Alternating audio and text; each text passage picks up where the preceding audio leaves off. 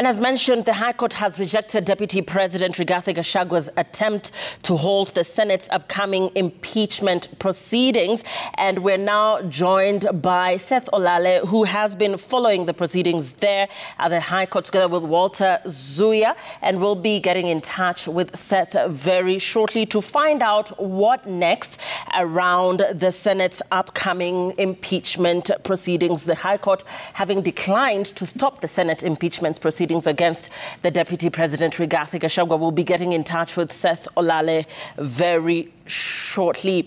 But just to repeat that in news just in, the High Court has declined to stop Senate impeachment proceedings against Deputy President Rigathi Gachagua, and our teams are on standby at the High Court here in Nairobi.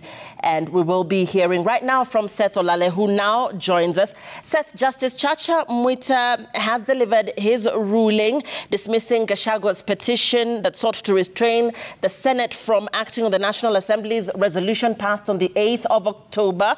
What next?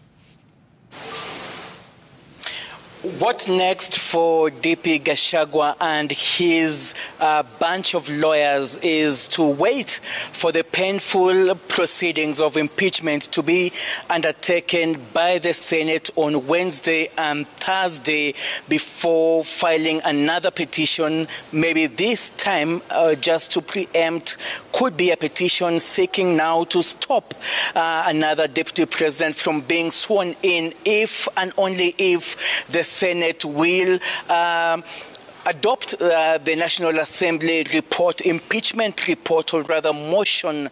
And this has also been elaborated by Justice Chacha Mwita in his ruling this afternoon, saying that there is no timeline and there is no hurry.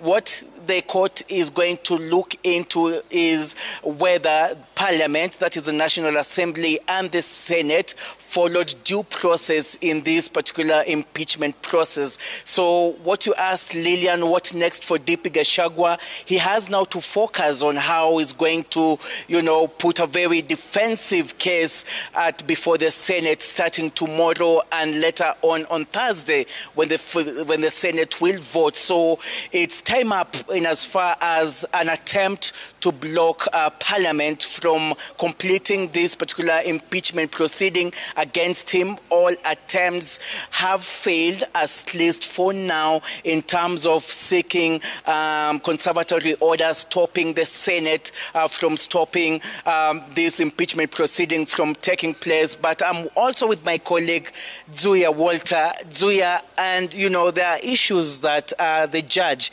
Justice Mwita, raised, issues to do with the manner of how public participation was undertaken. There are also issues to do with the constitutional rights, or rather the infringement against the DP Gachagua. But the Justice Mwita there really elaborated, or rather clarified on these grounds. What else did you gather with Yesterday, during the hearing, there was the issue of forum shopping. Remember, the lawyers representing Gachagua, that is led by Paul Mwita, was saying that DP Gachagua is not forum shopping.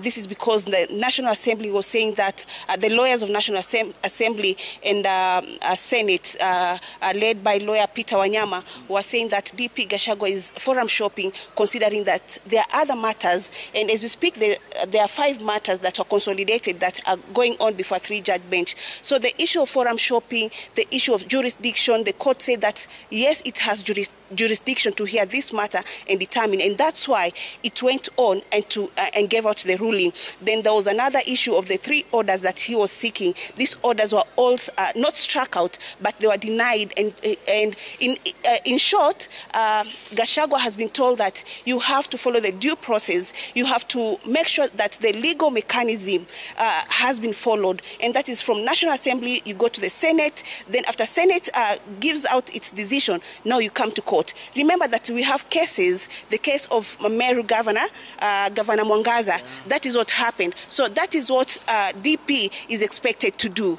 yes. If he will be impeached, but all eyes again, Lillian, are on the Senate starting tomorrow up to Thursday, when the impeachment proceedings against the DP now shifts from the Milimani Law Courts at the High Court here. Actually, the Constitution Division of the High Court are now back to Parliament. But also, Zuya, there's also another matter ongoing before a three-judge bench led by Justice Eric Ogola. Yeah. Not just one matter, these are 6 matters. Remember that we've been told that there are over 20 matters that have been filed because of this impeachment process, and they're all challenging the National Assembly process. Remember that the issue of public participation has been widely argued by lawyers representing Gachagua. So as we speak, the 3-judge bench that was appointed by the Chief Justice Martha Koome is listening to that, and it's not a hearing per se. This is a mention where parties are going to argue the first issues that they're supposed to argue, and if there are orders. But of course, Seth, we know that there are no orders that they will be seeking, because Chacha Mwita has already said that the matter that is before him has to be taken to the 3-judge bench. Maybe or maybe not, the Chief Justice will appoint another judge, a bench. But all these matters revolve one thing: the thing of impeachment and the public participation, and of course other grounds. So this 3-judge bench is mentioning this matter, and maybe to give us a guideline on how we're going to, forward with this with all these cases. All these cases, you said, Zoya. Walter, thank you so much. We're talking about dates, which will be very crucial. We expect the 3-judge bench led by Justice Eric Ogola to give the dates for this particular hearing, but also we expect him also to include this particular matter, the latest one, which has also been referred to them, this petition that sought to have the Senate stopped from executing impeachment proceedings against the Deputy President, but it is now null and void. We're talking about over 18 attempts to stop Parliament from completing DP Gachagua's impeachment proceedings, and now all eyes are on the Senate from tomorrow. That is the very latest from the Milimani Law Courts. Lilian Muli.